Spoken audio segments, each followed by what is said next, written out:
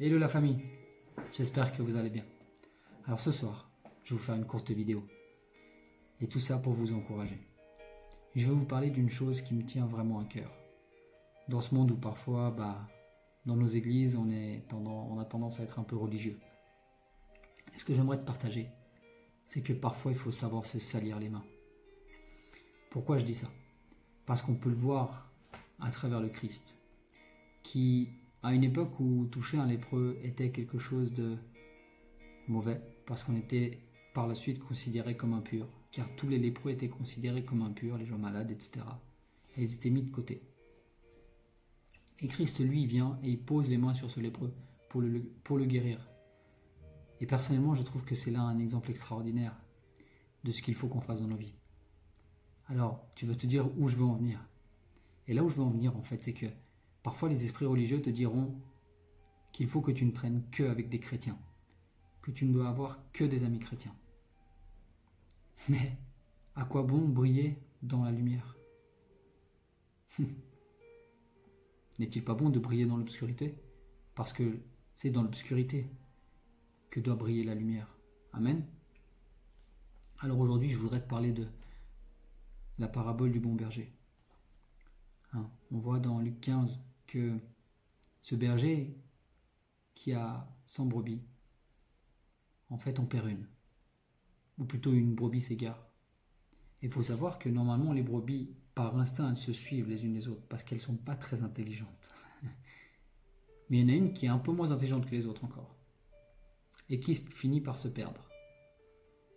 Et le berger, lui, décide d'aller la chercher.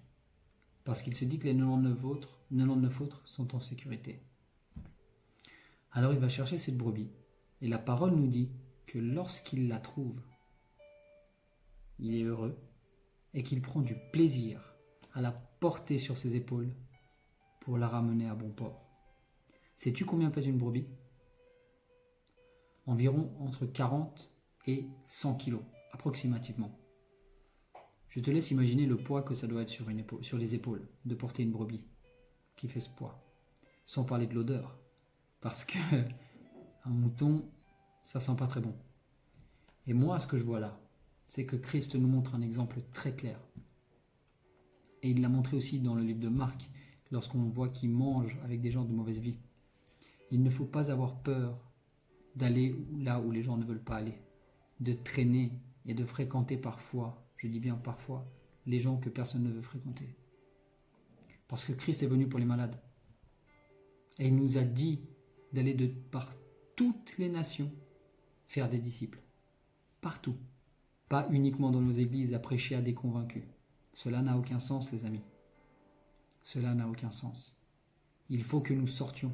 Il faut que nous allions vers les malades, vers les gens qui ont besoin, vers tous ces gens qui sont perdus. Là où tu juges habituellement, où je juge celui qui est perdu, il faudrait qu'on ait l'habitude, et plutôt même le réflexe, je dirais, d'aller vers cette personne pour poser notre main sur elle, prier pour cette personne, pouvoir lui partager la bonne nouvelle, parce que Christ nous a montré l'exemple. Cette parabole est très claire et résonne très fort dans mon esprit.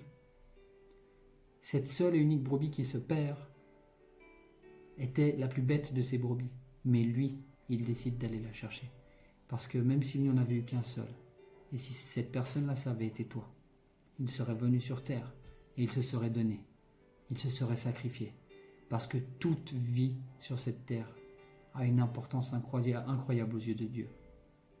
Alors s'il te plaît, cesse et cessons de juger et allons là où personne ne va. Prions pour les gens que personne n'aime. Aidons ceux que personne ne veut aider. Soyons des lumières et n'ayons pas peur de nous salir les mains. Que ceux qui ont une mauvaise odeur, qui n'ont pas la bonne odeur de Christ, ne soient pas des gens qui nous dégoûtent, mais plutôt des gens que nous allons avoir un cœur ardent pour les aider. Alors maintenant, je vais prier brièvement pour transmettre cet amour. Seigneur, je te remercie. Je te remercie parce que tu me donnes cette opportunité de partager ce que tu as mis sur mon cœur. Et je te demande, Père, de créer une soif pour les âmes dans la vie de chacune des personnes qui regardera cette vidéo. Partage ton cœur, Seigneur. Donne-leur ton cœur. Donne-nous ton cœur, que nous puissions aimer comme tu nous aimes. Que nous puissions avoir la capacité de nous battre pour les gens que personne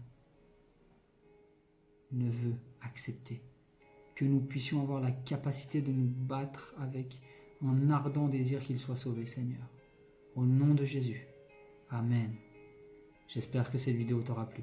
J'espère que cette vidéo t'aura édifié, t'aura béni. Je t'invite à la partager. Et je t'invite à me dire dans les commentaires si ce petit format te plaît. Sois béni. Que du love.